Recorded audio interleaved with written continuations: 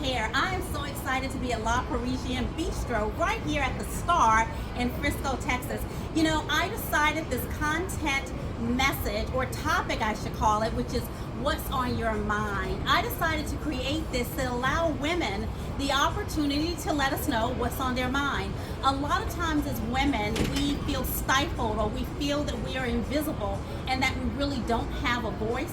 You're going to see many more of these clips throughout the city where I'm giving women an opportunity to let us know what's on their mind, so we can empower each other, we can share our stories with one another, because although we have different stories, we all have a story. And who knows, I might be in a city near you really soon to find out what's on your mind. So come on inside with me.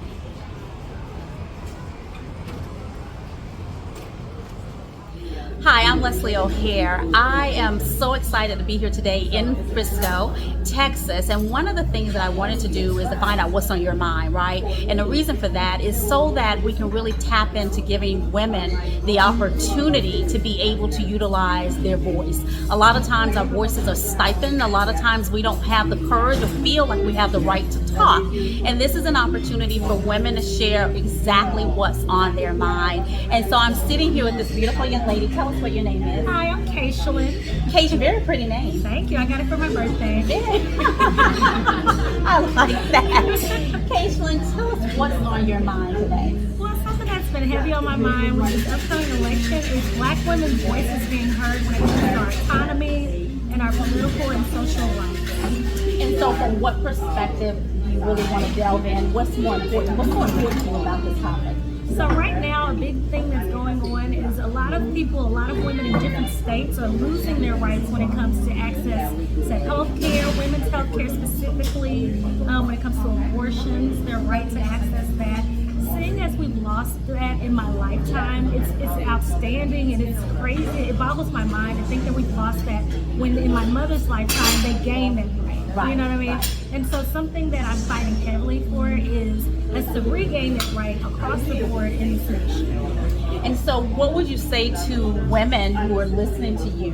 What would you say to them to encourage them to be able to get out and utilize their voice? What is something they can do to make that happen? Number one, I would say information. Inform yourself about what your rights are. Whether you agree with someone else's choice, it doesn't matter. Make sure we have the access to the choice. Right. So number one, inform yourself about what that means, what you're able to do and what you're not able to do. Sometimes you might have a situation where a woman needs an emergency C-section or abortion because the child might be in danger, mom might be in danger, and we don't want those women to lose those rights to those types of procedures as well. And that's definitely in danger. It has been in danger for a long time. It is definitely in danger, and I agree with you. I think education is everything, and education is empowering. And also, if a woman finds herself in that situation, that she is at a life-threatening situation, I think a woman does need to know her right, and she needs to be able to utilize that right, especially if her life is in danger.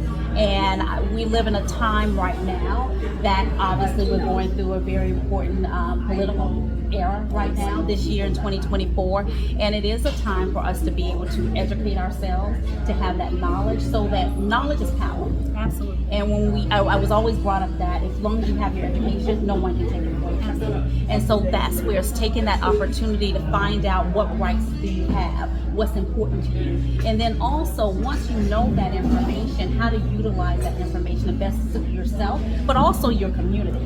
It's really about the community nowadays as well, because we have individuals, even our elders, that may not know how to get that information, may not know how to access the internet, may not know how to access the individuals that they need to contact to be able to have that education. And so it's really also about reaching out into our communities. And when I say our, I mean all communities. Being able to empower others to say, you know what, you have the right to find out what your right is. Yes. And that's the key to know. I think a lot of times we don't know that we even have a right. Or at least the society sometimes makes us feel like we don't have a right. But every one of us have a right to be empowered, to get the knowledge and information. Yeah, it is. Another big thing is making sure we're helping those who might not have access to, I guess, the economic resources of some ladies. We want to make sure that they have access to their yearly exams and things like that. And so when we're losing funding from places like Planned Parenthood and other places, when we're losing funding from that, we're taking away that as well. It's not just abortions. It's not just the hot topic, whatever that may be. It's also other things that impact young ladies and women who might not be in the same economic standpoint as a lot of people do. So when we all speak up, we help each other. And that's true, and it's good you brought that up because I think a lot of people, there's a stigma to Planned Parenthood, right? And we think that it's just abortions, but you're right, it's not. And so I'm glad you brought up that point because there is the yearly exams. There's a mammogram that's so essential. And we have so many women in certain communities that don't get their mammograms because, as you said, they don't have medical insurance. They don't have the finances to pay out of pocket for it. So what do? They don't get their mammograms. And then so what do? They then find out one day, unfortunately, they could have cancer or they could have some type of infection that could have been warded off if they had the knowledge, if they had the support, and if they had the community of medical entities that could assist them. So I'm really glad that this was on your mind today and that you took the time to be able to empower other women through this topic. And that's really what this is about, what's on your mind, because there's a lot of things on our minds. But if we don't have a platform to really get the information out there, we don't know who we could be helping. And I do thank you for your time because I can only imagine that you've just helped so many women just from the information you've given. So thank you. Well, it was great meeting you. Nice meeting you as well. That's it for What's on Your Mind, and who knows, I might be in your city one day soon. Bye-bye.